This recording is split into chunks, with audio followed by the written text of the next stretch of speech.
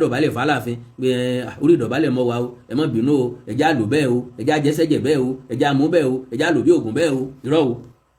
tó bá yẹ pé ó pe àwọn mẹ́tẹ̀ẹ̀ta papọ̀ ó sì. wọ́n sì máa pè wọ́n papọ̀. tó bá wá lóun pé ẹjọ́ sí bàbá wa láàfin àgírí Ṣèyí Mákindé ẹ fẹ́ fi òṣèlú yín ẹ fẹ́ fi ba ilẹ̀ Yorùbá jẹ́.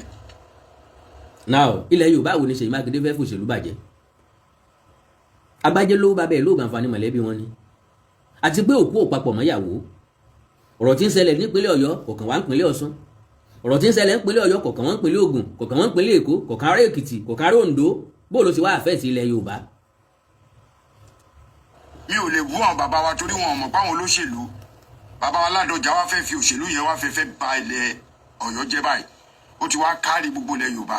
kò kárí gbogbo ilẹ̀ Yorùbá stop deceiving yourself ẹ máa ń get it twisted ẹ̀yin ọmọ Ọ̀yọ́ ẹ mọ̀ pé Ọ̀yọ́ lẹ́wà you are on your own ó kọ yín náà ni Ọ̀yọ́ lẹ́wà on your own ni n ti ń ṣẹlẹ̀ lọ́dọ̀ yín ọ̀kan wá òkú òde tẹ ìyàwó ọgbà ṣọ́ọ̀ṣì lọ ní ìbànújẹ́ ni kò sì túlù n ti ń ṣẹlẹ̀ ń Aláàfin yín nìkan ló bá kò bọ́ òní kò bọ́ wo bòkun kò bá Táójà kò bá Tìmì kò bá Kírun kò bá Arágbìjí kò bá Pétúmọ́dù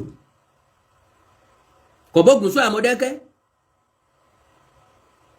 kò bá Láké ẹ rí báyìí nìkan ni ó bá ẹ̀yin nìkan lọ́kàn tó ṣẹ̀wò mọ́ yín lára.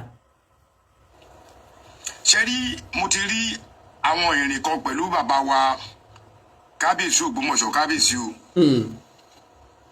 mo ti fura mo ti mọ̀ pé kíní yẹn ti lẹ̀ pọ̀. ẹnìkan wọ́n fa gbogbo àwọn èèyàn láti bá ṣe Aláàfin Ọ̀fà ó ń fà sẹ́yìn Ọọ̀ni ti nawọ́ ìfẹ́ ó fà sẹ́yìn Olúbàdàn nawọ́ ìfẹ́ ó fà sẹ́yìn Ṣọ̀ún Ògbómọ̀ṣọ́ nawọ́ ìfẹ́ ó fà sẹ́yìn bàbá wa Ọ̀ràngúnlá ó nawọ́ ìfẹ́ ó fà sẹ́yìn àwọn ọba gidi nawọ́ ìfẹ́ ó fà sẹ́yìn wọ́n láwọn ọba pàrùpàrù ló ń fẹ́ bá ṣe àwọn ògbìmọ̀ ọ̀tẹ̀ tó jẹ́ pé ń tọ́pa wọn pọ̀ náà ni ó padà tú wọn ká ó láwọn ló ń fẹ́ bá ṣe so ta ni ó máa bẹ̀bẹ̀ káàkiri ilé. nígbà tí wọ́n bá ń fún rotation kò yẹ kó kan Olúbàdàn àti bàbá Ògbómọ̀ṣọ́ fún. can you imagine kódà tí wọ́n bá ń fún rotation tí wọ́n bá ń fún ká ní kì í ṣe pé wọ́n ti ẹ̀ deliberate lé lórí o kó wá jẹ́ kó di mẹ́ta ọ̀níní ká máa fún kò yẹ kó kan bàbá Olúbàdàn àti bàbá wa Ṣọ̀ún torí pé Aláàfin Ọ̀yọ́ ni olórí aládé olórí ọba dé Aláàfin Ọ̀yọ́ ni so Aláàfin Ọ̀yọ́ nìkan ni ó gbọ́dọ̀ dàyàdé gbogbo ẹ̀ Aláàfin Ọ̀yọ́ nìkan ló gbọ́dọ̀ jẹ gbogbo ẹ̀ sórí kó jẹ gbogbo ẹ̀ sáyà kó jẹ gbogbo ẹ̀ sí gbogbo ara káwọn Ìbàdàn máa sin Ọ̀yọ́ títí ayé Ọ̀yọ́ tí ò ní tọ́fẹ́ ọ́fà Ìbàdàn tí ò ní tọ́fẹ́ ọ́fà ìpínlẹ̀ Ọ̀yọ́ because òun náà sọ nínú ọ̀rọ̀ ẹ̀ ó ní the best thing ni pé kí wọ́n fún àwọn láàyè tiwọn kán jẹ́ kí Ìbàdàn máa lọ kò mọ̀ pé ó rí ní dúró fágbọ̀n mọ́ mi ẹ bá ń béèrè lọ́wọ́ ẹ̀ kí ló ń mọ̀ nípa òṣèlú káwá sọ pé wọ́n dá Ìbàdàn yọ tó bá jẹ́ mi ní Ìbàdàn wọn kàn fẹ́ gba state o kán gba state wọn kán má mú Bàràpá mọ́ra kán má mú kí Ògùn mọ́ra kán yọ̀ǹda Bàràpá àtòkè Ògùn fọ́yọ́ àtògbómọ̀ṣọ́ kán jọ máa kópa ntẹ́ fẹ́ ntí as a governor ntí gómìnà wọn fẹ́ generate internally nílùú Ọ̀yọ́ mo fẹ́ rí tí ìbá sọ lábàdàn wọn fi gbéra wọn mọ̀ pọ́ lábàtà ní mọ́dọ̀ sàn wọn lá bàbá ní mọ́ máa ń yan 19 tó lòun ní fi tó kan sí òní di 20. láì má bínú ẹ̀yin ọmọ Ìbàdàn àtògbómọ̀ṣọ́. ó ní ìdí ẹ̀. Olúgbọ́n wà o. Àrẹ̀sá wà o. àwọn Àrẹ̀sá wà o. àwọn ọba kan wà tó jẹ́ pé ẹ̀gbọ́n náà jẹ́ fún Aláàfin. ṣe rírú àwọn ọba yẹn kò ń ṣerú wọn ló yẹ kí bàbá wo Ògbómọ̀ṣọ́ gan bá dupò nínú Ògbómọ̀ṣọ́ yẹn. now àwọn ọba kan wà tó jẹ́ pé ẹ̀gbọ́n wọn jẹ́ f'Aláàfin kí ló dé t'Aláàfin ò fi jọ̀wọ́ ipò tiẹ̀ fáwọn ẹ̀gbọ́n ẹ̀ òyìnbó tiẹ̀ yẹn o kí ló dé t'Aláàfin ò sọ wípé ókè instead ta fi máa rotate ẹ̀ mo láwọn ẹ̀gbọ́n ẹ bá mi fún ẹ̀gbọ́n mi Olúgbọ́n tàbí ẹ̀gbọ́n mi Àrẹ̀sà nípò yẹn jẹ́ káwọn máa jẹ́ lọ kán máa lò lọ́n tiwọn ntọ́ wa ń gbìyànjú àti sọ ni wípé bàbá wa sọ Ògbómọ̀ṣọ́ kò lẹ́tọ̀ọ́ láti máa bá rú àwọn Olúgbọ́n àti Àrẹ̀sà gan du position yẹn ẹ já béèrè pé position wo ni ìlú Gbọ́n wà position wo ni ìlú Ìrẹsà wà Ìrẹsà adún ni àbí Ìrẹsà apá position wo náà wà nípínlẹ̀ Ọ̀yọ́ kí ni wọ́n generate sípínlẹ̀ Ọ̀yọ́ bó nílùú wọn ṣe tó kí ni population wọn ṣé wọ́n lè dúró lẹ́gbẹ̀ẹ́ Ògbómọ̀ṣọ́ because àwọn mọ̀ọ́rọ̀ sọ ni wọn máa gbọ́ òye nǹkan kan ò sì yé wọn selfishness yẹn náà ló wà lọ́kàn wọn kán máa pè wọ́n lórí aládé with empty barrel n tó wà lọ́kàn wọn náà nu torí pé àwọn sáà ni wọ́n ní empire majority wọn gangan ọmọ tún empire ọ̀hún empire tó yẹ kí gbogbo ọmọ káàró òjìrè fún ma lẹ́yìn lóko empire tó yẹ kẹ́ ẹ máa lọ kí Aláàfin wọn máa lọ dọ̀bálẹ̀ gbogbo ọmọ káàró òjìrè káàkiri pé ẹ má bínú jọ wọn bàbá ńlá bàbá wa lọ́jà àjàrà ẹ má jẹ́ kéèyàn kàwọ́ mọ́ kò sí káàkiri àgbáyé nígbà tá a ṣèwádìí tí ń jẹ́ empire kò sí empire tó kò sí ìlú tó gbé empire kalẹ̀ torí ọmọ ìlú wọn àwọn ìbò ní empire ọmọ ìlú mìíràn wọn lọ ń kó lẹ́rú Ọ̀yọ́ nìkan ló ní empire tó jẹ́ pọ̀ mọ́ ìyá tiẹ̀ ní ń tàbí ẹni ń tàkàrà. ọ̀rọ̀ ọjọ́ mi ni àmọ́ ṣe rí bàbá wa Ládọjà lo agbára òṣèlú fún Aláàfin. lọ́nà wo. ọ̀pọ̀lọpọ̀ nǹkan tí òye yẹn jẹ́ wá sọ fún yín lè ní màá dẹ̀ sọ. sọ. bàbá Aláàfin tẹ́yìn ní kó máa ṣe rotation fún yín yìí òun ló crown Ìbàdàn ní adé ní 1976 bàbá yẹn ló crown Ògbómọ̀ṣọ́ ní adé the same time. now ohun tí gbogbo àwọn ọmọ Ọ̀yọ́ dì mọ́wọ́ lélẹ́yìí o lónìí as of today n tí gbogbo ọmọ Ọ̀yọ́ dì dání òun ni pé Aláàfin ló crown Ṣọ̀ún Ògbómọ̀ṣọ́ Aláàfin ló crown Olúbàdàn. My first question ni wípé tó bá jẹ́ pé lóòótọ́ lórí bẹ́ẹ̀ ṣé tìdùnnú l'Aláàfin fi crown wọn ni èmi wá ní mo fi gbogbo ẹnu sọ fún yín pé kì í ṣe dùnnú tó bá rí bẹ́ẹ̀ and again Aláàfin kọ́ ló crown wọn gómìnà ìpínlẹ̀ Ọ̀yọ́ ọgbà náà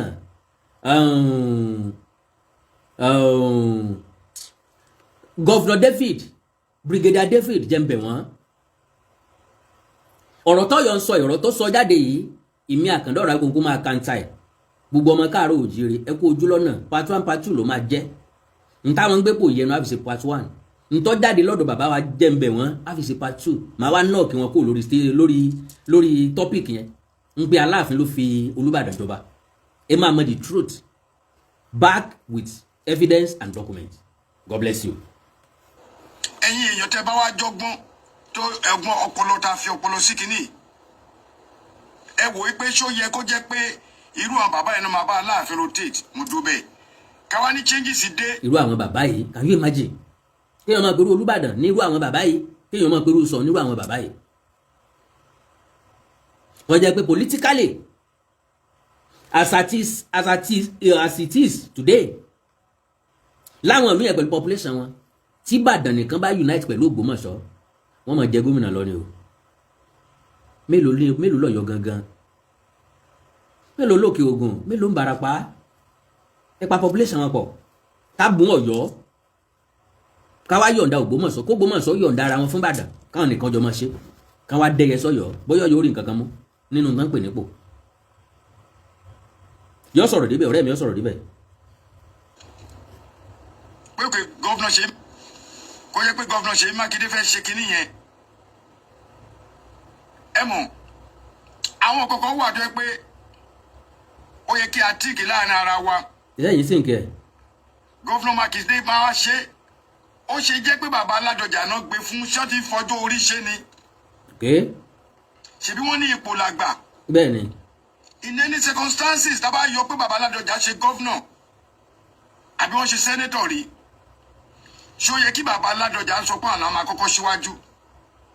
bàbá Ládọjà kọ́ ló sọ pé àwọn máa kọ́kọ́ síwájú ètò bí wọ́n ṣe tó ní gọ́vnà lè lo discretion ẹ̀ láti choose ta ló fẹ́ jẹ́ number 1 ta ló máa kọ́kọ́ serve so far tó jẹ́ 2 years and let me tell you my brother ọ̀pọ̀lọpọ̀ nǹkan ló work in favour of bàbá wa Ládọjà ìwọ sọ wípé ipò làgbà ìbànújẹ́ lọ́jọ́ orí kì í ṣe bí ọjọ́ orí sí bàbá wa Ládọjà Adéwọ̀lú ipò ọjọ́ orí tiwọn kì í ṣe ìbànújẹ́ n tó fi lè jẹ́ ìbànújẹ́ fáwa ni pé wọ́n ń dàgbà sí lójoojúmọ́ but má jẹ́ kí n tàn wípé I need the experience wọn that is number 1 bàbá yìí ti wà ní lineage ọbaṣip tipẹ́tipẹ́ bí wọ́n bá mọ̀ so wọ́n ti kẹ́kọ̀ọ́ wọ́n ti nímọ̀ wọ́n ti ṣòṣèlú wọ́n ti àgbàlagbà ní wọ́n ti rírí wọ́n ti face different obstacles bàbá ti ṣe gómìnà wọ́n ti ṣe sẹ́nétọ̀ ń bò lọ fẹ́fẹ́ experience wọn wé bàbá tó ti wá dàgbà gbogbo àwọn kan yẹn ló work in favour of Olúbàdàn bí ọba yé ọ àní kò tó ń sọ yẹn Ìbàdàn of the present ọ ṣàgbà Ọ̀yọ́ Àtìbà tẹ wa ọmọ kí Ìbàdàn ti wà kọ́ Ọ̀yọ́ Àtìbà tó wà Ìbàdàn ti wà téèté Ìbàdàn òsì sí lábẹ́ Ọ̀yọ́ ok. bàbá wa Aláàfin àwọn gangan ló yẹ ká tẹ̀ kọ́kọ́ ti síwájú tó wáyé pé rotation yẹn máa pure lóòótọ́. Kennedy tó fi gbọ́dọ̀ jẹ́ dandan Aláàfin anything Yorùbá ní àgbà ò sí ń gbé ọ̀kẹ́rẹ́ ẹni tí ò yìnbọn yóò fàtí kò ságbà ń bẹ̀ wọ́n yìí sì fi àgbà pín ẹran ọdẹ àwa mẹ́ta la lọ gbọ́ ọdẹ àbá méjì la lọ gbọ́ ọdẹ àbá mẹ́rin la lọ gbọ́ ọdẹ àwa pọ̀ ìyà kan bá a ṣe pín ẹran ìgbẹ́rìí kódà àwọn tó dàgbà jù ni wọ́n mú tán nínú àwọn mẹ́rẹ̀ẹ̀rin ọjọ́ orí la máa fi pín o àwọn tó dàgbà jù wọ́n mú tán àwa tá a kéré jù á mú apá ẹ̀ orí ẹ̀ ọ̀pá ní gborí ẹni tó yìnbọn tó pa láàfún lórí kó dìjà wọ̀dọ̀wọ́dọ̀ ọnú ẹ̀ àwọn ẹ̀dọ̀ nǹkan ńlá kò fáwọn ọmọ kéékèèké tí wọ́n bá wa bọ̀ àwọn ní ó fi léyìn tara rìn dín àsìkò kọ́ máa dà ọ́ bẹ̀ náà táwọn ọmọ kékeré ó fi láfi léyìn sata àwa gbé lóko dáadáa ńlọ́jẹ́ kíṣẹ́ ẹ á sọ̀rọ̀ lórí rédíò á sọ̀rọ̀ lórí tẹlifíṣàn ńlọ́jẹ́ kó complete tí ò fi sẹ́kù síbi kankan arírìírí oko akẹ́kọ̀ọ́ abúlé agbábúlé dàgbà so kò yín jẹ rárá so to the best of my understanding ọba Òwòadé gangan ló sì kéré nípò tí ò tí ì ní ìrírí kí ni yẹn ṣàjèjì sí ó hàn nínú ìwà wọn with due respect to the throne of Aláàfin ọba Òwòadé sorry to say wọn yàtọ̀ sí novice lórí àpèrè yẹn gbogbo nǹkan tí ń ṣẹlẹ̀ ò tí ì yé wọn ṣe ló sì ń dàbí àlá prove me anywhere ó sì ń dàbí àlá ó jẹ́ kàyéfì so kò sí ọgbọ́n ìmọ̀ àtòyé láti handle many things with him but irú àwọn bàbá Ládọjà ojú tó ti rókun tó ti rọ́ṣà kò lè rí máa jinú kó lóun rómi wọ́n ti rí wọ́n ti sẹ́tù àwọn gangan ti dín pẹ̀lú gẹ́gẹ́ bí gọ́fúnọ̀ ǹjọ́ ọmọrú àwọn àlejò tírú wọn máa ń gbà wọ́n ti dín pẹ̀lú president wọ́n ti dín pẹ̀lú other governor wọ́n ti bá wọn sẹ́tù jàrí wọ́n ti sẹ́tù ọ̀rọ̀ láàrin olóṣèlú many other things so irú wọn gangan ló yẹ kọ́kọ́ lead so that ọba Òwòadé á lè less experience láti máa kọ́ ìṣe wọn láti kọ́ ẹ̀kọ́ tó pọ̀ látara wọn it is not about empire of the medieval era empire tó ti ṣubú tó ti kú tó ti lọ tó ti rà lè fẹ́ fi gbé Aláàfin lórí Olúbàdàn tòní the largest city in West Africa kátó wá sọ pé largest city lórí gbogbo orílẹ̀-èdè Nàìjíríà what are you talking about ẹ jẹ́ àwọn kìnìún wọn ń sùn náà. fún 2 years bọ́ wọn ò ṣe bẹ́ẹ̀ wọ́n fi ọwọ́ ọlá wípé àwọn làwọn wà nípò wọ́n fi gba Aláàfin pé k'Aláàfin bọ́ sẹ́gbẹ̀ẹ́. tí wọ́n bá máa fi gbá Aláàfin pé k'Aláàfin bọ́ sẹ́gbẹ̀ẹ́ wọn ò ní include Aláàfin sínú rotation ẹ̀yin lẹ́mìí misinterpret ẹ̀ torí pé ọ̀kánjú ayé ò so síbi tó ṣe é ká ọ̀rọ̀ yín ò fẹ́ fọ yín ńlẹ́sẹ̀ rò pé wọ́n fọwọ́ lágbá Aláàfin lójú tó bá já Aláàfin wọn pick dàgínní yòdò lẹ́ẹ̀mọ́ ṣe kódà yàtọ̀ máa fi Olúbàdàn ṣe yẹ̀yẹ́ ni pé sótán territory náà làwọn tó lọ gbà mọ́ lọ́wọ́ you will say it you guys will say it we know you especially ìwọ tó ń sọ̀rọ̀ yìí gbogbo ọ̀rọ̀ tí ń ṣẹlẹ̀ ìwọ ló bí ìwọ ló dálẹ̀ wọn wá ló sọ ó dé stage kan ó wá ń sọ wípé ẹ̀ṣẹ́ rí bóun ti dákẹ́ báyìí o káwọn tó kù náà dákẹ́ sí ìwọ ló rán wa ń ṣẹ́ ni ìwọ ló gbé mi ta ni ìwọ ló ń fọ̀rọ̀ sí mi lẹ́nu ni ìwọ ló ń sanwó dátà fún mi ni ìwọ ló ń sanwó epo fún mi ni ńgbà tọ́rẹ̀ wọ ńlẹ́gun tèmi ṣẹ̀ṣẹ̀ kàn ńgbà tó sú wọn lèmi ṣẹ̀ṣẹ̀ bẹ̀rẹ̀ ṣẹ́ ọ̀gbọ́n tán máa ń sọ pé ògùn tó gùn tí ò lópin níbi tẹnìkan ti parí ní tẹnìkan ti bẹ̀rẹ̀ ọ̀gbọ́n Yorùbá ni Yorùbá like wọ́n fẹ́ràn oríkì pọ̀ wọ́n ní oògùn ló fi ń ṣeré àṣà ní ọ̀jẹ́ lúbúlúbú ojú ọlọ òòṣà àgbà tí mú tọmọdé tàgbà kọ ara rẹ̀ nílà eégún inú àdó ọ̀kan làwọn inú orò wọ́n níbi tó gùn dé gan làá pè lóògùn wọ́n ní tọmọdé dòdò ló gbójúlé ti fi bú àgbàlagbà mo rò bórí yín burú yín dàrú ni tábìlàgbà bá yọ ojú ògùn jáde ọmọdé fẹ́ kàn lóògùn ní gbètùgbètù ló mú dání ṣé ẹjọ́ sí ni ntàláwo àtúníṣègùn wá kátán fi forí jágójánú ọ̀dàn kiri oògùn tí gun ní gbùkúgbù ọ̀gbẹ́ni ọ̀rẹ́ mi ìwọ ọmọ nǹkan kan ìkó wọn bí ọ sí. if not care tí kí àbá tèké gan á fi Ògbómọ̀ṣọ́ ṣe second but guess what.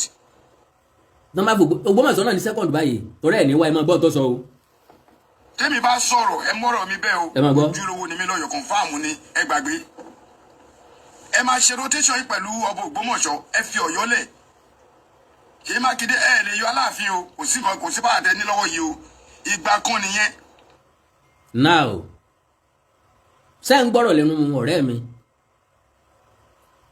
kò sẹ́ni tó wọ́n lẹ́lẹ́fọ́ àwọn lẹ́fọ́ tẹ̀ ń wé o kì í ṣe tá a tán o ara ń fọ́ ni gọ́vnọ̀ Ṣèyí Mákindé ò make any comment kò sẹ́ni tó sọ̀rọ̀ bóyá wọn yọ Aláàfin àbí wọn ò yọ Aláàfin kò sẹ́ni tí ó dùn mọ́nú wa pé kán yọ Aláàfin tán bá sì wá yọ fọ̀ yéè náà ni tẹ̀tẹ̀ ò nítorí ẹ̀ kó wù kì í ṣàkọ́kọ́ tí wọ́n yọ lọ́yọ̀ọ́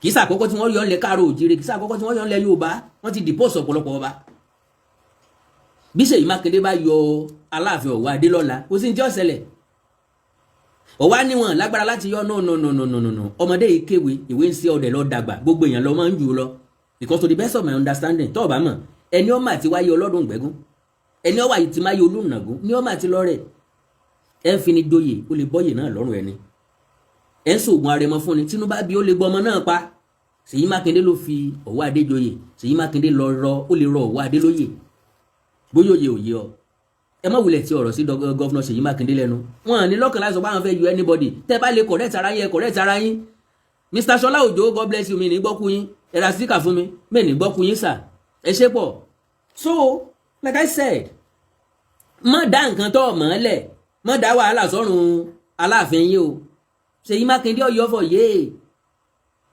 kò dẹ̀ sí ní tí ó ṣẹlẹ̀. ètò báàkì ọkùnrin orí táwọn kan sọ pé ọmọ ìjìyà tí wọ́n bá pè ṣé dandan ni kó wá mítìnì ni kì í ṣe yín ó ń ṣe force now Aláàfin láti gbé yín lọ sí court.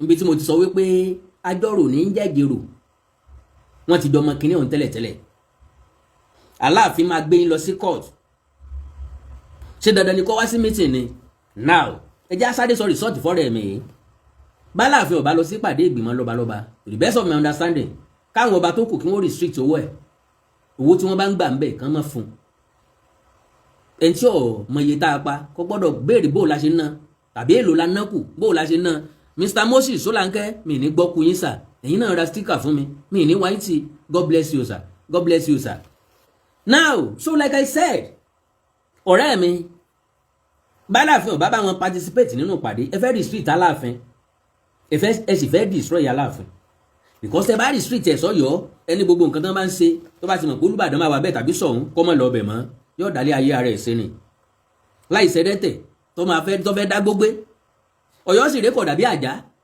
tá sọ pé èèyàn máa rí nǹkan mèremère ń bẹ̀ lẹ́yìn àwọn ilé àlàpà ilé ayé àtijọ́ àwọn ọmọ tí ń gbé pátá rìn àwọn ọmọ tí ń wẹ̀ ń ta tí èèyàn máa rí bí bá ń kọjá lọ kí ni development mẹ́mbẹ̀ yàtọ̀ sáwọn ọmọ Yíbò tó ń ta bàtà tábẹ́lì tìlẹ́gbẹ̀ẹ́ títì ṣé ń tẹ́fẹ́ gba stage sínú ṣé ń tẹ́ fi máa generate owó nu ṣé ń tẹ́ fi máa bọ́ọ̀lù nu kí ni ẹ fẹ́ fi generate owó internally let us know so bí Aláàfin ọba wá ìbànújẹ́ nìkan ò tún lù sẹ́ẹ̀. kẹ́ ẹ lè mọ̀. T-boy Gbasky God bless you ẹ̀rọ síkà fún mi mo appreciate yín sir. àgbọn. So let's start the rotation of the government, governor. Now nbí tọ́rọ̀ ẹ̀ mi wá parí ọ̀rọ̀ sí leléyìí so far tá ti ní à ń rotate position ọba ká máa rotate ipò òṣèlú ẹ jẹ́ kí n educate ẹ̀ díẹ̀ Amẹ́ríkà ló wà o òye mi ni pọ́ yẹ kó ti lajú jù báyìí lọ ó yẹ kọ́gbọ́n inú ẹ̀ ò ti gòkè sí gẹ́gẹ́ bó ṣe sọ lẹ́ẹ̀kan pé ipò làgbà ìbànújẹ́ lọ́jọ́ orí ìmí lè sọ wípé àgbà ọ̀kọ́gbọ́n nítorí wọn mọ̀ ní wípé hereditary nípò ọba lineage ní institution ni ipò òṣèlú wọn kì í pé ogún olélẹ̀dọ́mọ oko ni ẹ present candidate ti yín ẹ fàálẹ̀ lábẹ́ ẹgbẹ́ òṣèlú tó bá ti lè convince àwọn èèyàn kí wọ́n dìbò fún kò jù bẹ́ẹ̀ lọ kò sẹ́ni tí máa ń mú gómìnà wá báyàn ńlé pé kán máa pín so wọ́n wá pín sọ́yọ́ jọ́ọ́jẹ̀tẹ́ ẹ wà lọ́mọ ọmọ tó wù yín wá àwọn ìlú tó kọ́ máa wo níran they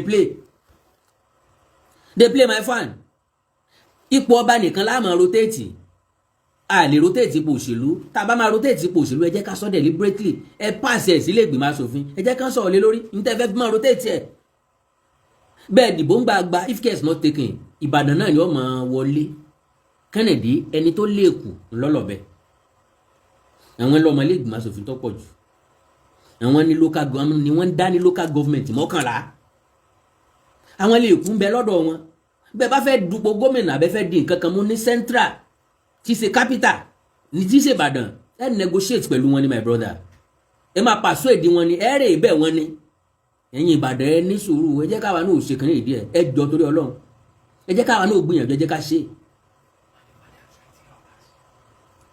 So Ìbàdàn nìkan ní more than 20 obas.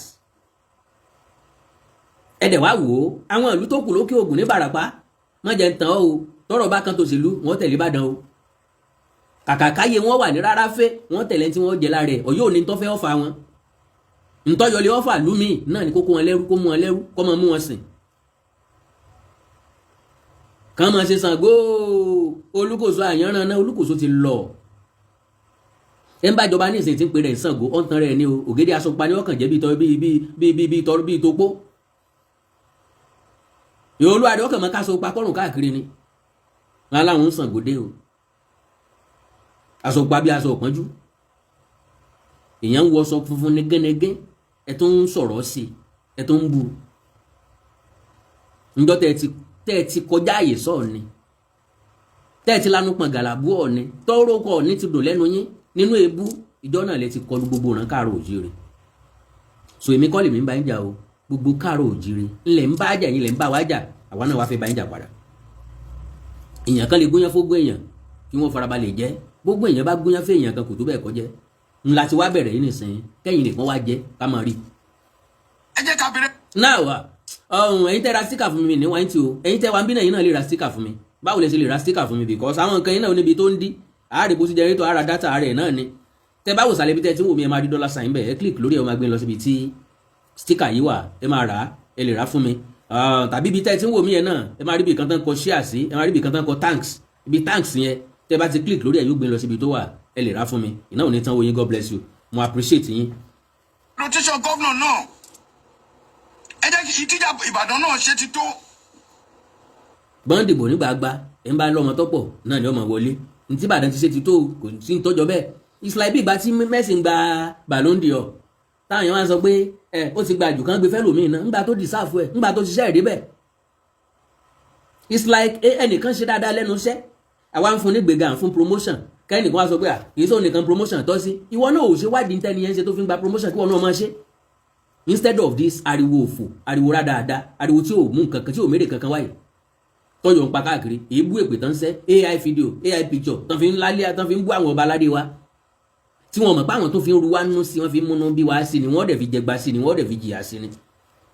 Ọ̀rọ̀ wípé àwọn làwọn gbé adé fún kinní yìí, mò ń bọ̀ wá tú ní sísẹ̀ntẹ̀lé. God bless you Prince Adéyẹmí mi ní wáìtì, Prince Adéyẹmí mi ní wáìtì, yìí náà ra sticker fún mi ní wáìtì. Ẹ jẹ́ kí governorship náà wá sọ́dọ̀ wa, ẹ jẹ́ kó wá sókè Ògùn, wàkílù ni Ìbàràpá méjèèje, Awẹ́, Fìdítì, Ọ̀yọ́, Jóbélé, Ìṣẹ́yìn, gbogbo àwọn tó ń jẹ gọ́vnọ̀ ìgbà. Bó ṣe ń dárúkọ àwọn Ìṣẹ́yìn ẹrù pọ̀ fẹ́ràn wọn ni o. Ó ti mọ̀ wípé tán bá lè ṣí sọ́dọ̀ àwọn báyìí, àwọn Ọ̀yọ́ làwọn náà tó sọ pé ẹ mọ̀ páwa la lórí, ẹ mọ̀ páwa la ní empire. Ẹ ti ṣe báyìí, gọ́vnọ̀ ṣe bàbá mi Bọ́lá Ahmed Tinubu, Your Excellency sir. Kábíyèsí tó bá du number 1 nìyẹn. Bàbá Bọ́lá Ahmed Tinubu, ẹni gbogbo ìmọ̀ àrí kìíní yìí o. Mr. Ikumawoyi Philip, God bless you. Ẹ̀yin náà ra sticker fún mi ní wáìtì. Ó ń ràpù Bọ́lá Ahmed Tinubu, ó ń ràpù pírẹsidẹ́ǹtì. Kọ̀mọ̀pọ̀mọ̀ dájú tí kò níye tó wà tẹ́lẹ̀, ejò ti wọ́pọ̀ ń bi tàná, propaganda wọ́ọ̀kì mọ́. Ọkọlọmọ fi Yorùbá láàdá àsìkò tẹ́ bá dìde sí kíní ìlélẹ̀.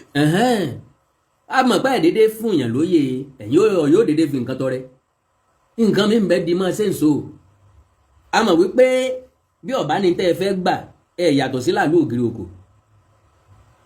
Òfun ni ládi ẹsẹ̀ tí gbódìdí ẹran. Ẹ̀yin lẹ́ fún èèyàn lápá tọ́ kí tí ọmọ béèrè màlúù padà.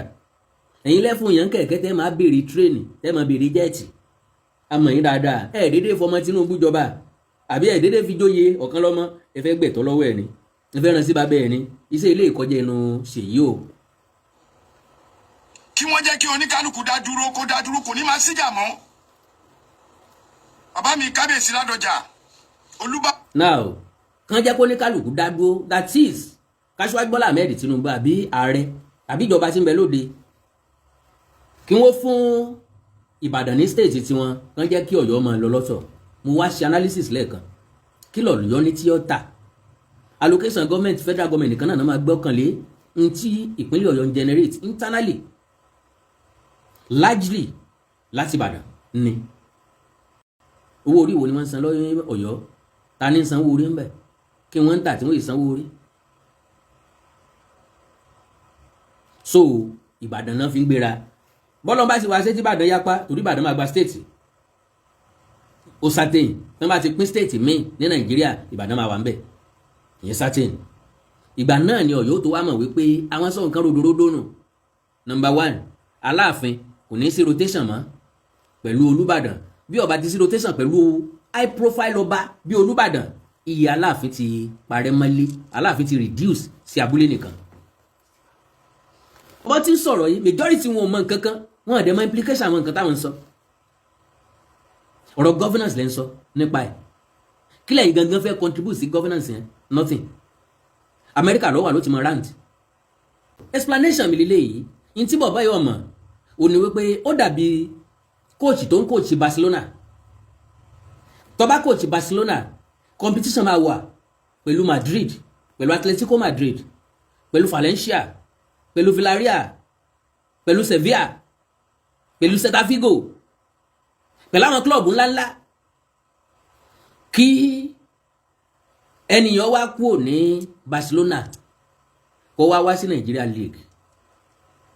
Ṣé mọ̀ pé majority tó ń wo Clasico káàkiri wọ́n fẹ́ wo Barcelona pẹ̀lú Spain àbí wọ́n fẹ́ wo Barcelona pẹ̀lú Madrid ṣùgbọ́n Barcelona wá ti wá kóra wọn lọ sí Nigeria League kò sẹ́ni tó ní interest tó fẹ́ lọ wò wọ́n bẹ̀ mọ́ wọ́n ti pa kàrí ara wọn wọ́n ti pa iyì ara wọn wọ́n ti pa ògo ara wọn mọ́lẹ́nu lọ́jọ́kọ́jọ́ tí Ìbàdàn bá ti dá dúró táàrí orúkọ Olúbàdàn dá mọ́ Aláàfin Ọ̀yọ́ mọ́ ọjọ́ náà ni ìyá Aláàfin ti wọmi lọ́ba dọba abúlé ọba Ọ̀yọ́ nìkan ni ọba sí nǹkan tí wọ́n pa wọ́n pọ̀ pẹ̀lú Ọọ̀ni mọ́ because wọn ò sí ní jurisdiction kan náà wọ́n ti dá wà láàyè ara wọn lọ́ọ̀ni àti Olúbàdàn ọba jọ máa ṣe ìpínlẹ̀ Ọ̀yọ́ sí ìpínlẹ̀ Ọ̀ṣun àbí ìpínlẹ̀ Ìbàdàn sí ìpínlẹ̀ Ọ̀ṣun connection ti ń bẹ láàrin wa ní ó bá tún unite padà ní Ọ̀yọ́ àtàwọn Òkè Ògùn náà bá máa ṣe ródóródó wọn pẹ̀lú àwọn Ìbàràpá wọn máa ṣe ródóródó wọn to the best of my understanding bọ́n bá tún fẹ́ gbé capital bẹ́ẹ̀ wọ́n tún ju capital s'Ògbómọ̀ṣọ́ torí pé Ògbómọ̀ṣọ́ yáyì Ògbómọ̀ṣọ́ gbajúmọ̀ Ògbómọ̀ṣọ́ expose Ògbómọ̀ṣọ́ wà lively ju Ọ̀yọ́ Aláàfin lọ èébú kọ́ ò reality ni mo dé méjèèjì mọ́ gbogbo ẹ̀. So bí ìgbà tí ẹ fẹ́ pa àpèrè yẹn ẹ fẹ́ pa Ògo mọ́ lára ni bí Ìbàdàn bá sọ pé àwọn ń lọ ó yẹ kẹ́ wà náà tí ọmọ ọbẹ̀ Ìbàdàn pé ẹ máa ń lọ ẹ fẹ́ tú wá òwò lélẹ́yìí ẹ ṣe já máa róòlù ẹ̀ papọ̀ ní ìtẹ́lẹ̀ ìsọ tó sẹ́nu ẹ má jẹ́ ń bú ọ̀rẹ́ mi ni o. Ìbàdàn fi Ìbàdàn lẹ́ni bàbá mo tún advice yín náà nǹkan ṣiṣẹ́. o lè advice Olúbàdàn náà o kéré sẹ́ni tí ó advice Olúbàdàn ló lè advice wọ. àsìkò yín ló yẹ kó rọ̀ wá lọ́rùn jù àsìkò yín ló yẹ kí changes dé. kò lè rọ̀ yín lọ́rùn àsìkò Aláàfin yín ló máa rọ̀ yín lọ́rùn àsìkò Olúbàdàn máa rọ̀ Ìbàdàn lọ́rùn ni òkú òpapọ̀ mọ́yàwó kí ló ṣe bọ̀bọ́ yìí náà o. mo wà nípínlẹ̀ Ọ̀ṣun mo wà nílé Ifẹ̀ nísìn kí wọ́n sọ pásìkò Olúbàdàn máa rọ̀ wá lọ́rùn fẹ́ fún kínní. sọ Olúbàdàn ni ó wà bá ní ó bá ra gàrí wá ni àbí ní ó bá rí ìrùbọ̀ àbí ní ó bá ra panla sínú ẹ̀fọ́ elégédé tí mo rò tí mo fẹ́ fi gbé àmàlà ńlẹ̀. What are you talking about ọ̀gbẹ́ni? Wake up now, wake up. ẹ wá ń tọra ìkíní ẹ ń kanra Aláàfin Adéyẹmí ẹ ń kọ́ mọ́ Ọ̀wádé. ó tó kanra o. orí fídíò kan tó yẹ pé Aláàfin bá ẹ̀yin àti Ọ̀nìrìṣà ó bá yín lórí ìjókòó orí ìjókòó òun ló bá yín o ó dẹ̀ náwó sí yín ẹ̀ dẹ̀ gba owó ẹ̀yin àti Ọ̀nìrìṣà everybody rí ó ṣe wá jẹ́ pé ńgbà tí Aláàfin ẹ bá lórí ìjókòó ní first place gangan ẹ̀yin ló yẹ kẹ́ kọ́kọ́ kí máa yìí ló yẹ kẹ́. torí kọ́ mọ̀ bá a kú ni bàbá Olúbàdàn ló yẹ kán kọ́kọ́ kí Aláàfin torí k'Aláàfin ọmọ bá àrùn yọ wọ́n pò torí k'Aláàfin ọmọ bá a kú ni kí bàbá 82 kọ́kọ́kọ́ kí ọmọ 50 years irú ròǹbòrùn. ó kí Aláàfin bọ̀ Aláàfin ò fẹ́ jà pẹ̀lú yín bẹ́ẹ̀ ṣe wọlé rẹ ti bẹ̀rẹ̀. n tó ń bi wá nú ni pé Aláàfin yẹ kó dìde bá bàbá wa Ládọjà dọ́gba ni ìsì pé lórí ìjókòó náà ni yóò ti wá náwó bí ọwọ́ elégbèdè.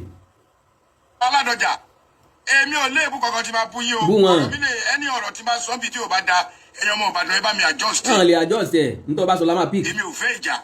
ìjà wo èmi ò fẹ́ ìpín. ìpín ti wà already máa gbọ́ dìndìnrín ládùúrò ọ̀rọ̀ tó sọ kálẹ̀ yìí lọ ẹ̀sẹ̀ sọ pé ọ̀fẹ́ jà ọ̀fẹ́ ìpín tó ti wà already ìpín tẹ̀ ti create. This guy is sleeping, please help me wake him. Yorùbá mo kàn fẹ́ ká adjust ẹ ni. so ọ̀rọ̀ nìyẹn o láti ẹnu ọ̀rẹ́ mi Abdul Marufu ó possible kí n rẹ̀ èèyàn bíi méjì tàbí mẹ́ta kí n gba kọ́ọ̀ mẹ́ta péré ẹnì kọ̀ọ̀kan dẹ̀ sọ̀rọ̀ fún ìṣẹ́jú kọ̀ọ̀kan tẹ́ bá fẹ́ pè mí nọ́mbà ti wà níbi title program mi ẹ̀yin tẹ́ ẹ̀ bá rí dáadáa +234 915 147 9599 +234 915 147 9599. Hello sir. 915 147. Hello sir. 959. Ẹ kọ́kọ́ bá ń sún sẹ́yìn bí tẹ́ ti ń gbọ́ mi yẹn ká lè bá gbọ́ra wa dáadáa. yà mo ti lò ẹ oyin tó ti yà mí lẹ́nu ní pé gbogbo ohun tẹ́ ti bẹ̀rẹ̀ sí sọ láti ìgbàlá tọ́ba yẹn ti dé báyìí gbogbo ẹ̀ ló ń ṣe báyìí. Bẹ́ẹ̀ ni sà. gbogbo ẹ̀ ló ń ṣe n ò dẹ̀ tó fura náà n ò fura ó ti dọ́ba bíi mélòó tó ti bájà báyìí. àwọn ará yóò máa difficult kí la fẹ́ ṣe sọ̀rọ̀ wọn báyìí bẹ́ẹ̀ sì ló lè wọ́n á fi wọ́n lẹ̀ wọ́n máa dá dúró náà eré tí wọ́n wà yẹn náà ni ohun tó máa ṣẹlẹ̀ nìyẹn o because wọn ò mọ̀ báyìí ayé ti sún lọ sẹ́yìn ẹ̀ ń fi bàbá Ládọjà máa wí àwa Amẹ́ríkà lèmi wà o ẹ̀ ń fi bàbá Ládọjà máa wí àwa tó jẹ́ pé ńgbà tí ẹkọ́nọ́mì Nàìjíríà ò dáa lákàn ní opportunity lásán lọ and the same thing náà lọ́ba àwọn tá à ń sọ yìí. Bẹ́ẹ̀ni. wọ́n kàn á jẹ́ pé wọ́n kàn wá mú orí kan sáyàn wọ́n kàn wá jọba kò dẹ̀ wá mọ̀ wọn pa rẹ̀ ó lóye kó wà àwọn bùjù láyé yìí nípò tọ́lọ̀ lọ tó sí yẹn. ó wà àwọn bù kó káwọn bàbá mọ́ra kó ní experience bàbá tó ti jẹ gọ́vnà náà ti jẹ sẹ́nitọ̀ gbogbo tẹ́ẹ̀dá achieve láyé bàbá yẹn ti achieve. ó tẹ̀ tó wá kí bàbá yẹn tó da wọn gbogbo tó dà yìí bàbá yẹn is one of the best science students. Why? Yes. To study there abroad. Yes. To study there abroad. Very brilliant man. Engineer. The man was an engineer now. The one of the oil company. Everyone, we àwọn tó jẹ́ pé present generation ta sáwá sí America. Tàwa ṣiṣẹ́ paycheck. Ọlọ́dẹ wàá bá ẹ ṣe ó ṣàánú ọlọ́dẹ fẹ́rẹ̀ ó gbé ẹ wá sàárín àwọn èèyàn ńlá. Tó jẹ́ pé ọlọ́yẹ kọ́ wọ́n bù jù. Tó bá tiẹ̀ sọ̀rọ̀ fún ẹ nínú àfihàn wọ́n sọ fún ẹ pé èèyàn ń ṣeré ayé báyìí èèyàn ń ṣeré ayé báyìí ó yẹ kó máa bá rẹ̀ sọ̀rọ̀. Kó change orientation wọn. Kó change orientation wọn. Kó change orientation wọn pé ẹ ti jáde èmi ti jáde Canada ni mo wà ẹ ní ìdí láti jáde màá dẹ̀ kó ọ̀pọ̀lọpọ̀ yín jáde tí n bá ní opportunity láti ṣe. Kó bá wọn sọ̀rọ̀ wọ́n wù wá bí àwọn tó wà nínú àwọn tó jẹ́ pé inú akéré mbẹ̀ yẹn ni wọ́n wà inú ààfin yẹn ni wọ́n wà àwọn ni wọ́n ń àdáǹtẹ̀ tó dẹ̀ ń gbọ́ gbogbo nǹkan yẹn àánú ìyàwó ẹ̀ ló kàn ṣe mí obìnrin yẹn ò lè jẹ́ obìnrin gidi ẹ jẹ́ yàrá ẹ lómi ìjàre. God bless you sir mi ò láìkí ẹ o wọn lóbìnrin yẹn ò lè jẹ́ obìnrin gidi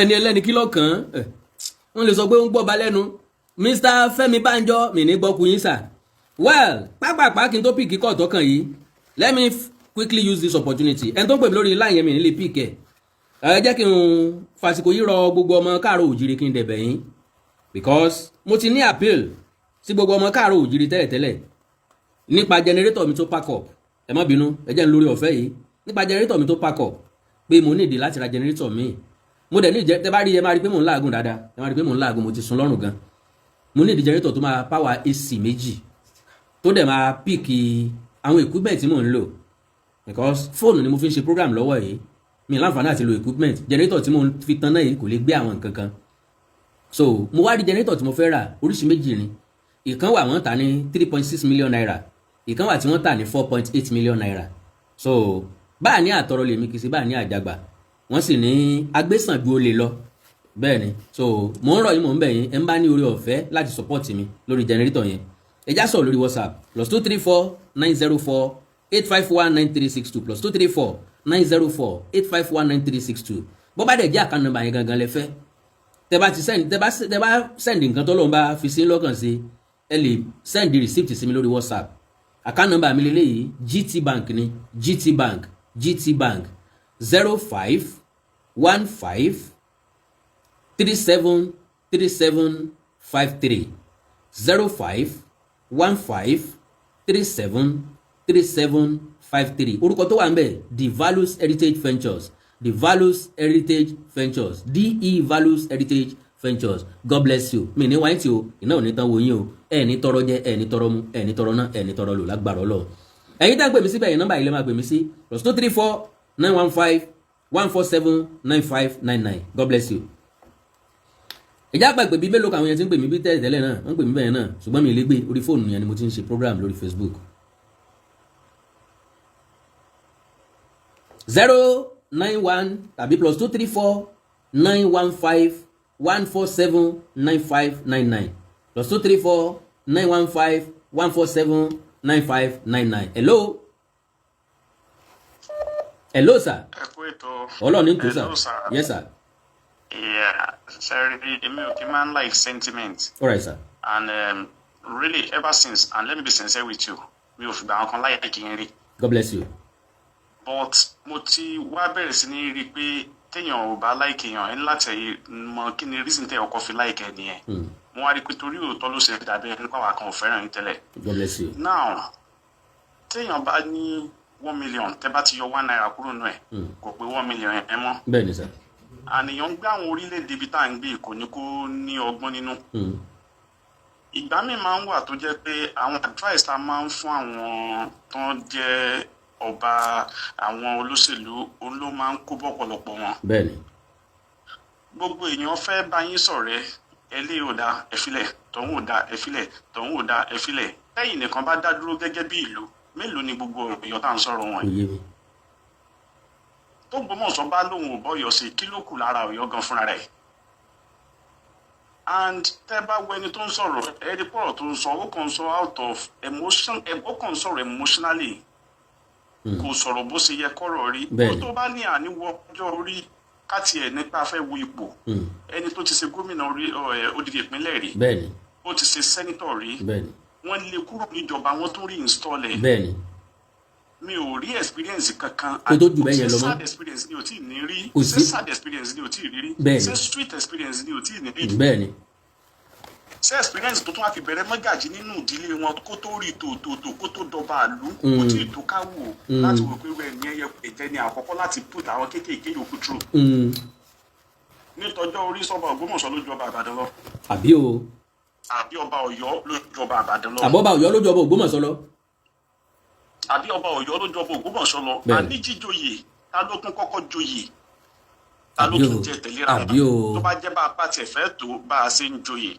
But ẹ mọ̀ ìgbà míì táwọn èèyàn bá kàn jókòó ta bá ń rò and again gbogbo nǹkan tí ẹsẹ̀ ń sọ lénìí ó dàbọ̀ yàrá ẹni yẹn wọ́n lè má ì tí dàgbà dáadáa nígbà tí bàbá gangan lọ́yìn fún àwọn ní káwọn máa tó kí nìyẹn nítorí Ọọ̀ni ọ̀fìfẹ́ ńgbà yẹn. Bẹ́ẹ̀ni tán dẹ́yẹ sọ̀rọ̀ ni. nípa máa pín ni. Bẹ́ẹ̀ni. Yes ká máa pín ni kó máa rotate ni. Bẹ́ẹ̀ni. tán bá fẹ́ àwọn most of those videos àwa náà a lè kéré lọ́jọ́ orí ṣùgbọ́n a ti gbọ́ àwọn díẹ̀díẹ̀ wa táwọn náà save pa àwọn pé torí táwọn ọmọ wa bá ń dàgbà. Bẹ́ẹ̀ni a mọ̀ fi hàn wọ́n. wọ́n bá fẹ́ kótó ọ̀tá ẹ̀ kó má jẹ́ ó jín jù. ọmọ rẹ̀ lè kó sí o. bẹ́ẹ̀ni o. ó ń gán fúnra ẹni kó sí. Bẹ́ẹ̀ni ó lè gbàgbé kò ti bẹ́ẹ̀ kó tó bẹ́ẹ̀ kó tó gbà bẹ́ẹ̀ padà. Bẹ́ẹ̀ni irú kíkó sí yẹn làwọn ń padà ń kó sí. ni wọ́n ń ká wọn lára. Kò wọn ò ní láti jẹ́ ó ká wọn lára and again ìtàn ayé ìgbà tó ń sọ tẹ́ bá ní Ọ̀yọ́ ló dé Ògbómọ̀ṣọ́ ládé bẹ́ẹ̀ ni tí Ògbómọ̀ṣọ́ ò bá gbà yín lẹ́yìn gbà náà ǹjẹ́ Ọ̀yọ́ wà mọ́. Hello sir Ògbómọ̀ṣọ́ ti dé adé ní 1963 kí wọ́n tó dé wọn ládé ní 1976 àbí adé tí wọ́n dé sọ̀hún gbà náà torí wọ́n á gbà wọ́n lẹ̀ lọ́wọ́ ogun tí wọn ò lè dájà ni kì í sadé tí sọ̀hún kọ́kọ́ dé ládé tí wọ́n dé padà sí Ògbómọ̀ṣọ́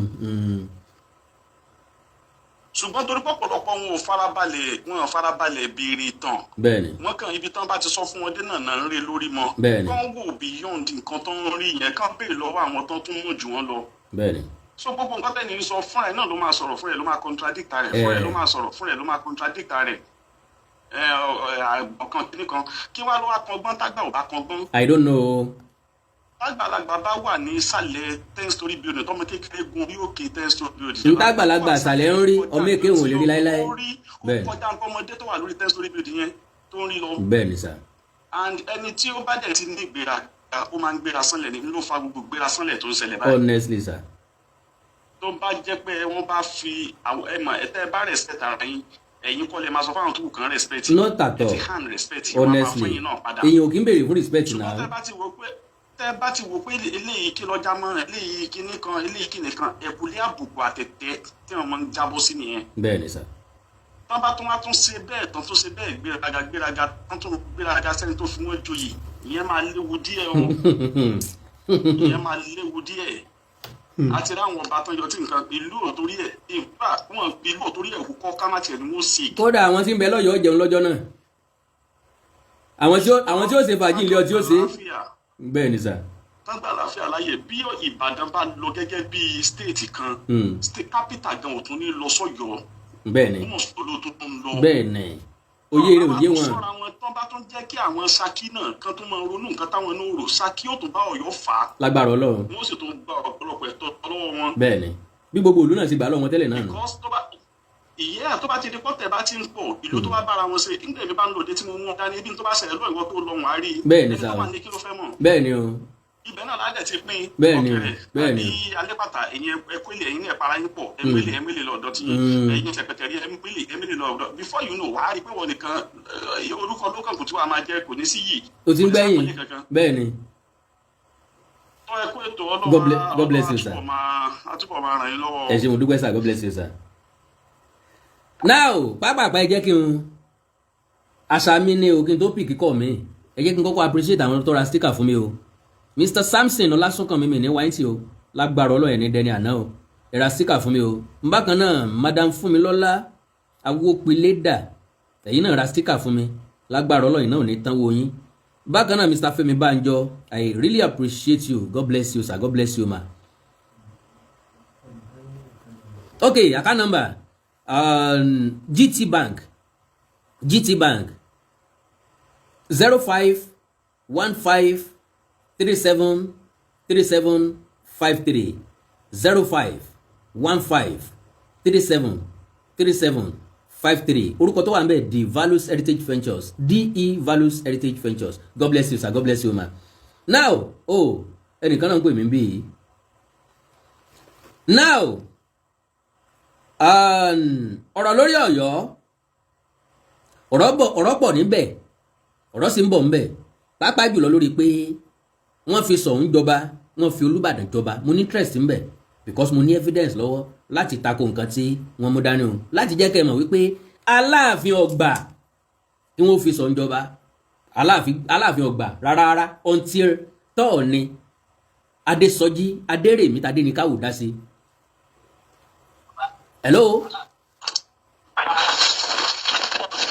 hello ó yá mà mo ń gbọ́ yín dáadáa mà. ok nǹkan tí à ń sọ ni pé kọ́kọ́ bá wa sẹ́ǹdì detail account yìí sórí ìkíní yẹn ṣe pé yẹn ti pọ̀ jù. ok ma yes ma. nǹkan tẹ́lẹ̀ mi ti ẹ̀fẹ́ sọ lórí ọ̀rọ̀ Aláàfin àti Olúbàdàn ni wípé ṣé ìjà sí Aláàfin of Ọ̀yọ́ ń jà ní ìdá leadership ti chairmanship ṣé ìjà pé kí ìlú lè develop ni àbí kí ló dàbí fún títẹnu ara ẹ̀. kò yé mi náà. ìjà torí pé tó bá jẹ́ wípé tó bá pé wọ́n fẹ́ pín ni at least wọ́n pín so that wọ́n lè rotate ẹ̀ fún ìdàgbàsókè. bẹ́ẹ̀ni. ṣùgbọ́n tó bá jẹ́ pé níṣẹ́ ló wá ń jà sí ní ìsìn kí ló ti ṣe láti bí ọdún oṣù mẹ́jọ àbí oṣù mẹ́sàn-án tó ti bẹ̀rẹ̀ tó ti wà lórí àpèrè yẹn. so ó jẹ́ kẹ́ emphasize ẹ̀ dáadáa pé ṣé ìjà àgbàlẹ̀ ń jà ní Lóńdó ni àbí ìjà pé kí ìdàgbàsókè láàárín Ọ̀yọ́ àti Ìbàdàn àti Ògbómọ̀ṣọ́ àti gbogbo àwọn ìlú tó wà ní àgbègbè àbí ní ọ̀dà Ọ̀yọ́ àbí ní agbègbè yẹn ṣá. ṣé ìjà àgbàlagbà ló ń jà àbí ìjà pé kí ìlú lè tòrò kí ìlú lè da ìdàgbàsókè àti gbogbo nǹkan tí mo fẹ́ béèrè yẹn. lastly mo fẹ́ kẹ́ ẹ bá wa sọ àkáǹtì yẹn kó hàn gangan ní má fẹ́ nu pé I think you were too fast nígbà tẹ́ pé yẹn. all right ma thanks so much ma God bless you ma ẹ ṣé mo dúpẹ́ ma yes ma mi ò ní wáyé tì mọ́ mi ok ẹ jẹ́ sáré drop account number yẹn kí n dẹ̀ pin ẹ̀ síbẹ̀ tó bá ṣe é ṣe ok mo ti pin ẹ̀ síbẹ̀ báyẹn God bless you màmí ní wáyé tì.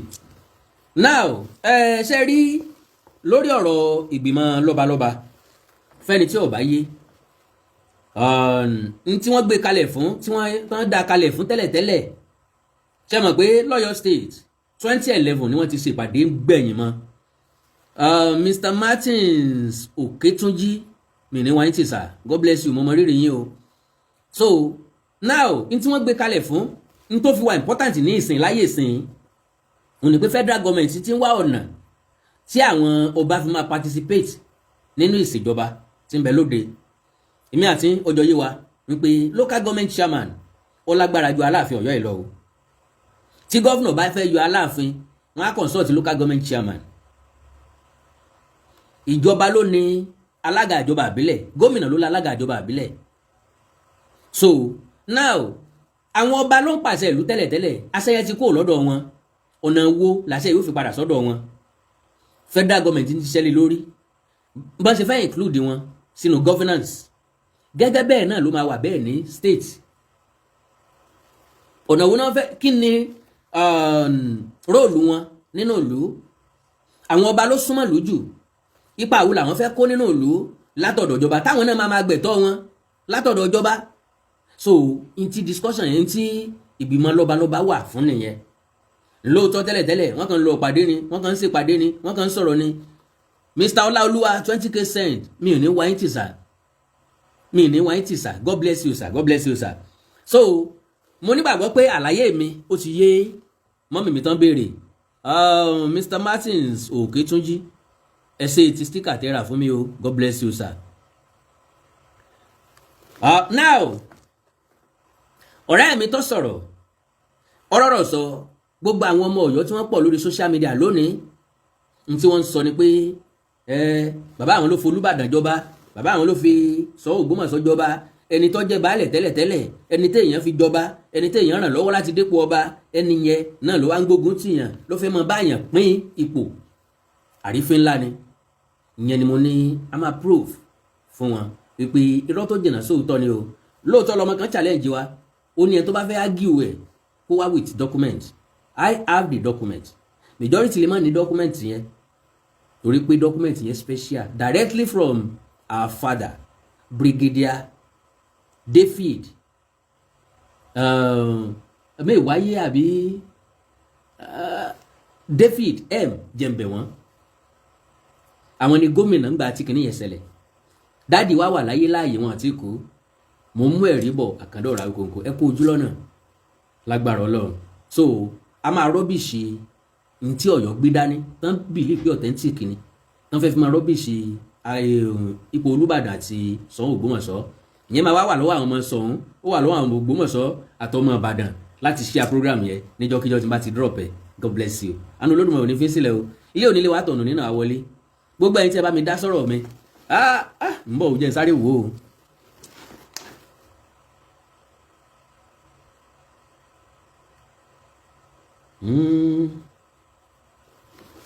Sorry o.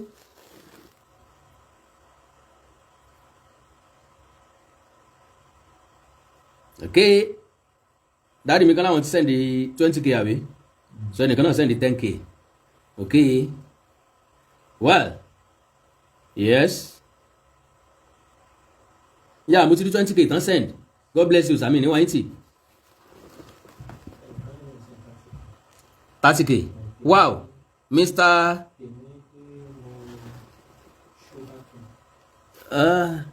Tèmídémi Ṣóbákin.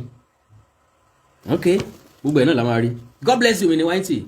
Ẹ ṣé o mo mọ rírì o. Ẹ má kó lórí YouTube yìí o tí tẹ fi máa subscribe sí.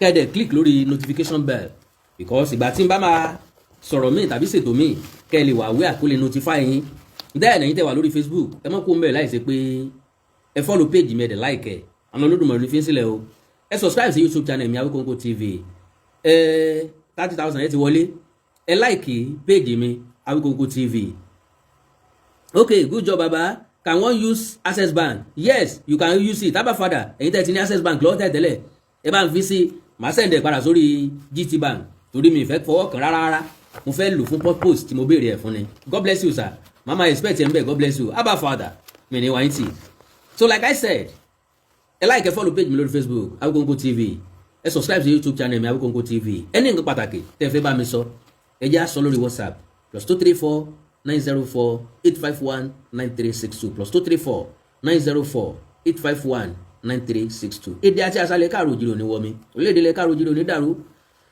ẹnìkan sọ̀rọ̀ kan wípé ọ̀rọ̀ ìgbé èèyàn 300 ló sọ pé èèyàn 300 bá drop 20,000 naira pé 3.6 million naira máa pé bóyá 360 rẹ̀ ló pé I don't know mi ìrántí máa yẹ sọ́mọ́ well ìyanu máa ṣẹlẹ̀ I believe mi ní wáyé tí o orun ayọ̀ lásùn o àní tójú orun lójú kó o gbogbo ẹni tẹ́ra sticker fún mi mọ́ ọmọ lóore o Abba Father tipẹ́tipẹ́ lẹ́yìn Mr. Martins, God bless you. Ẹ̀yin tẹ́ bá sì fẹ́ ra sticker fún mi láàrin ìṣẹ́jú méjì péré ẹ jẹ́ n dúró gbórí mi. Ẹ lè tẹ́ bá ti wò sàlẹ̀ bí tẹ́ tí wò mí ẹ máa rí $sign bẹ́ẹ̀. Ẹ click lórí $sign yẹn ó máa gbé yín lọ síbi tó wà. Pin your account number here too lórí Facebook. Mo tẹ́ o, mo ti rólé apá kan o, mo ṣera mi o, Ọlọ́run má jẹ́ ṣera mi o. Àwọn orí Facebook dẹ̀ níyì àwọn èèyàn mi pọ̀ ń bẹ gan. Oh my God, oh my God. Èèyàn lè ṣe gbogbo ẹ̀ papọ̀ náà lẹ́ẹ̀kan náà tí mo ń ṣẹlẹ̀ nù. Ẹ jẹ́ sáré pin ẹ̀ bẹ́ẹ̀ jọ ẹ forí jì mí.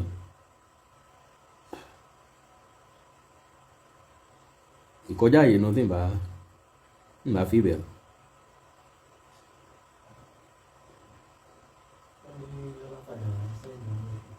Wow, wọ́n náà ti sẹ́ndẹ̀. Abba Father 100K, God bless you sir. Mi ní wáyé tí o.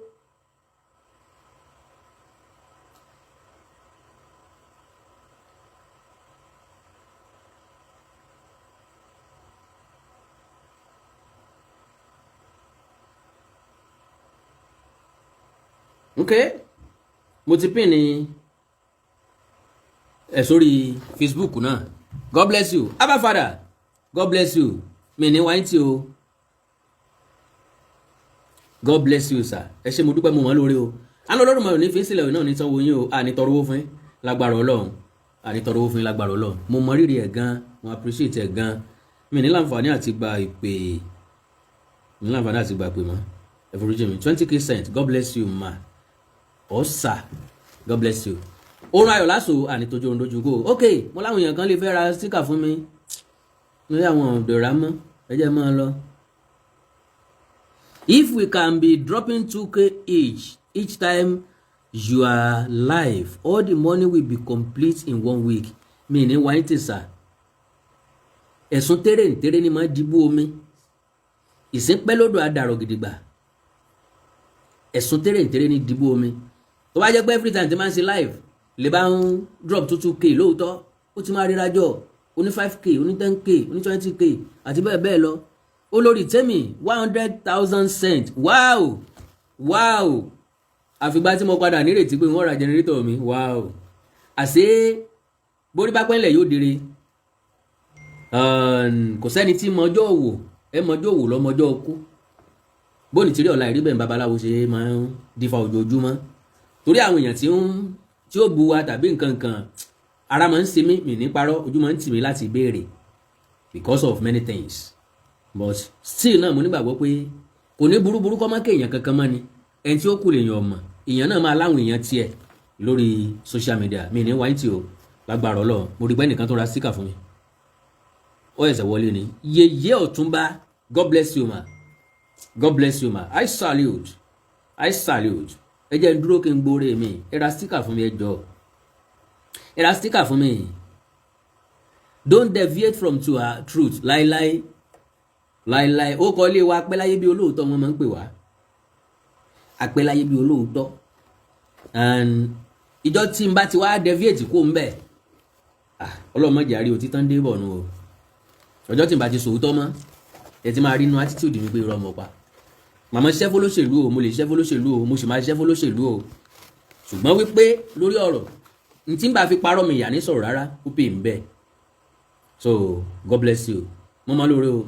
Kí n tó máa lọ ẹ̀yin tẹ́ fẹ́ ra sticker fún mi ẹ rí $sign nísàlẹ̀ yẹn ẹ click lórí ẹ̀ tàbí ẹ máa rí ibì kan níbi ẹ̀gbẹ́ yẹn mi tẹ́ bá ti rí ibi tán fi sign share sí tẹ́ bá wo bẹ̀ náà ẹ máa rí thanks yẹn lẹ máa click lé lórí ń dẹ́ máa fi ra sticker fún mi. Yes, Apẹ́láyé bí olóòótọ́ lórúkọ lé wa. Apẹ́láyé bí olóòótọ́. So àjẹbí ni àti pàápàá kúrọ́kì níyì ẹ̀tẹ́ ní kángun rẹ̀. I want to be remembered. Àsọ̀kan nínú àwọn tí máa ń sòótọ́. Lóòótọ́ máa ń jẹ́ kí n lọ́ta o. That is 100% reality. But torí pé mo choose láti ní ọ̀tá ju kí n ní ọ̀rẹ́ lọ. Because Yorùbá ní bóyá ìwé mímọ́ ló dẹ̀ sọ wípé ìbárẹ́ ayé ìṣọ̀tá Ọlọ́run ni. Ẹni tó wá ti ń wá ọ̀rẹ́ ìsídà kó jẹ́ ẹni ẹ̀kọ́ lọ́dọ̀ Ọlọ́run tàbí ẹni tọ́lọ́run ní fẹ́ràn. I appreciate God love in my life.